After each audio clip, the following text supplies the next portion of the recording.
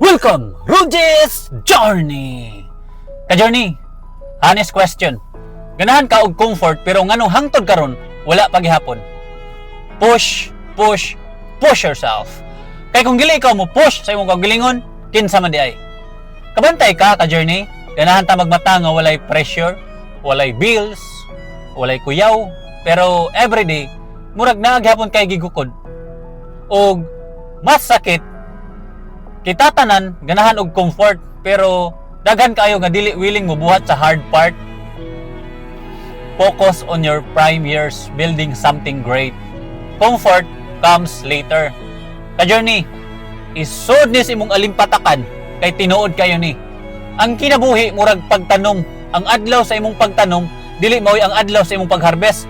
O mao nang daghan kaayo ang mo give up kay gusto sila reward dayon bisan wa sila mo invest og effort. Life responds to your work, not your wishes. Meaning, Ka-Journey, dili ka kaingon sa life nga give me success. Kunya, wala kay gihimo. O, syempre, jolly tagamay. Kung sige kag tanom pero walay patience, ayaw ka balaka, mura ra naghumba. Kung paspaso nimo, dili jud lami.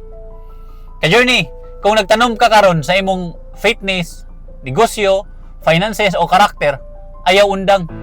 Kay ang comfort, peace ug success nara na sa dalan padulong nimo. You should not chase comfort early. You should build now and enjoy later.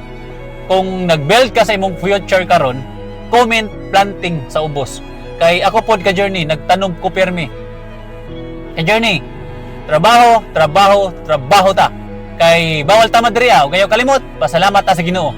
Kay sa Philippians chapter 4 verse 13, I can do all things through Christ who gives me strength.